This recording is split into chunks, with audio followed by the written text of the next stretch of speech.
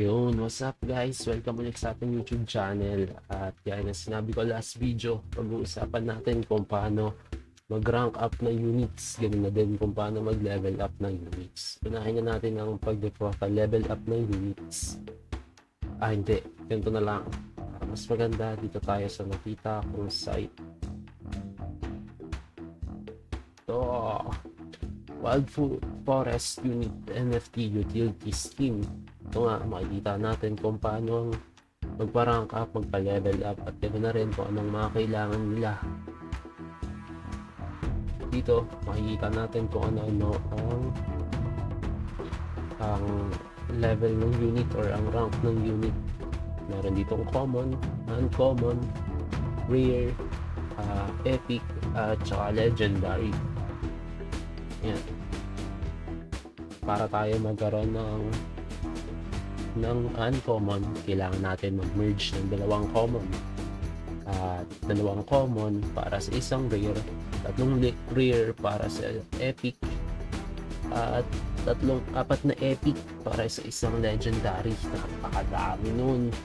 48 commons para sa legendary. 12 common para sa rare. Sobrang dami nun mga kaibigan. Tapos, para natin ma-merge, kailangan din natin siyang i-mint. Ang gamit na pang-mint dito is WF tokens. Then, meron siyang gas fee na ron, which is napakababa lang ng value.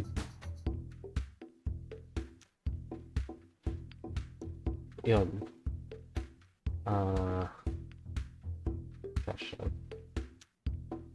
For leveling up naman, ang kailangan natin is unit shards or yung card ng bawat units, then gold. Makikita natin yan dito sa in-game. Para tayo makakuha ng cards, kailangan na natin sa battle pass, makukuha natin yan. Bawat ganito, ito, cards yan. Bawat chest may lamang cards, tsaka gold. Kailangan natin ng gold and cards para makapagpa-level up tayo ng units. Dito makikita natin yan. So yan si mga example kung paano. Halimbawa, itong si Knight or si Swordsman, i-upgrade natin siya. Kailangan natin ng 107 na cards and 10,050 na gold. Simple lang, click natin yung level up, tinitay tayo ng konti, wala, max level na siya sa 4 common. Ganun lang kasimple. Para naman sa ating pag-rank up, dito yan mapupunta sa website. Lang tayo sa playwildforest.io/inventory. Then ganito na yung lalabas sa atin. Dito sa right side, upper right side, makikita natin kung ilan ang wild forest natin na token at kung ano-ano ang mga unit natin. Sa simula, makikita natin kung ano na yung pwede nating i-upgrade or i-rank up. For our swordsman, makakapag-rank up na tayo sa from common to uncommon, at ganyan din sa rare. Since meron na tayong 4 na uncommon, ay not common. Kung mapapansin nyo, level 9 siya since kale-level up lang natin kanina dito sa in-game, pero hindi pa siya nagre-reflect dito sa ating website. Pwede din natin itong i-mint since itong token natin is mawawala rin naman after beta, and mapapakinabangan din naman natin to since level 9 na siya. Try na natin siyang i-mint. For minting, kailangan nakakonect yung Ronin wallet natin dito sa site since meron niya siyang gas fee at NFT nga sila. Confirm lang natin to, then wait lang tayo. Pag na-try ulit natin itong in, mag-error na siya, sasabihin niya is wait lang, sasabihan yung inventory natin is outdated na and please reload the page. Reload lang natin to, refresh, then maya maya lang magre-reflect na yan.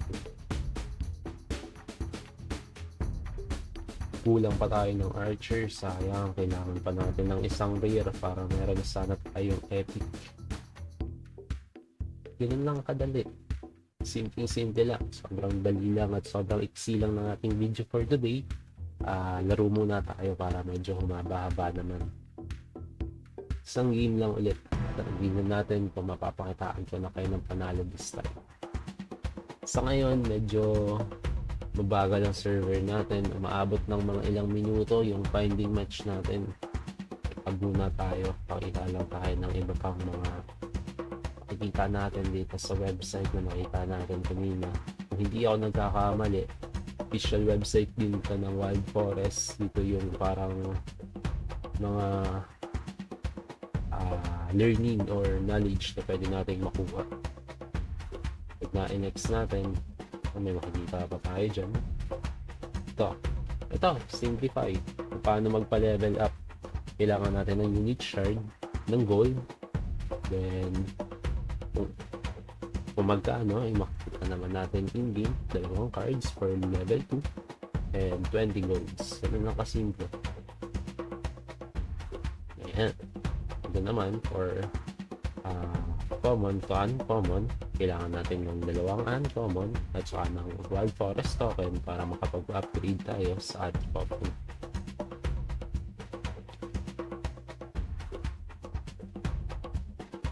Diba? Sobrang tagal niya. Ang average waiting time niya is 15 seconds pero umabot na tayo ng 1 minute and 20 plus seconds and counting. Dito sinasabi din how to get units. Para makakuha tayo ng units, sorry lang natin ang sabli. Yan, opening ng chest yan. Ganun lang, mas makakakuha ka na ng unit. Simple.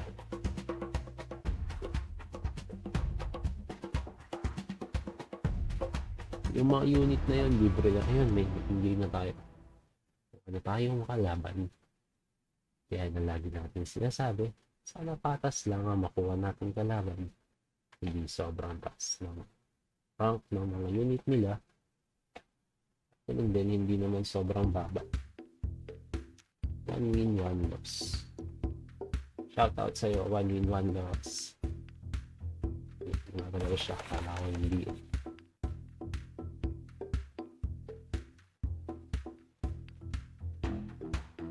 Ayun, medyo masakit. Level 15, level 18. Lugin-lugi tayo sa kanya. Mukhang alam na.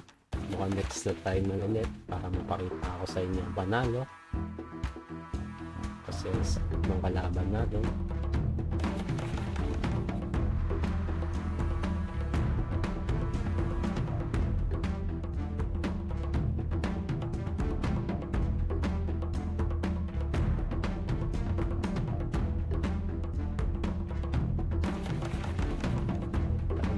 Diyan, hindi may friend.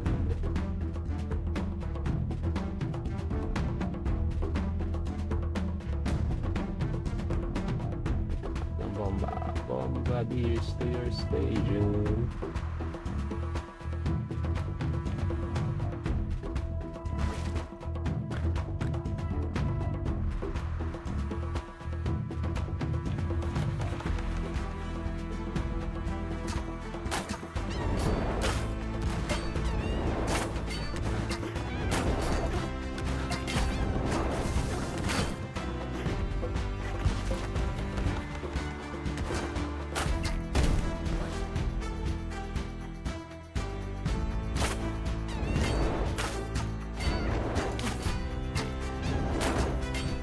Nagiging natin siya doon.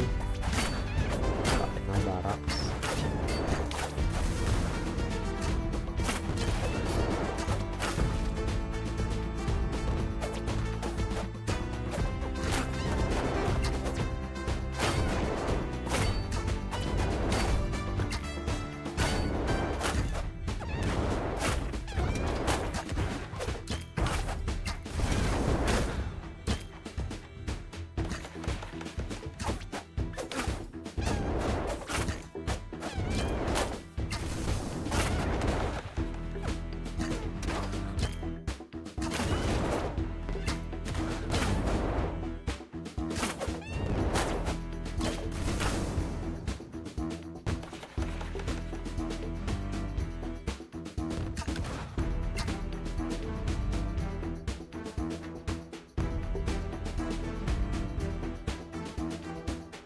tayo dyan pag nagkakataon.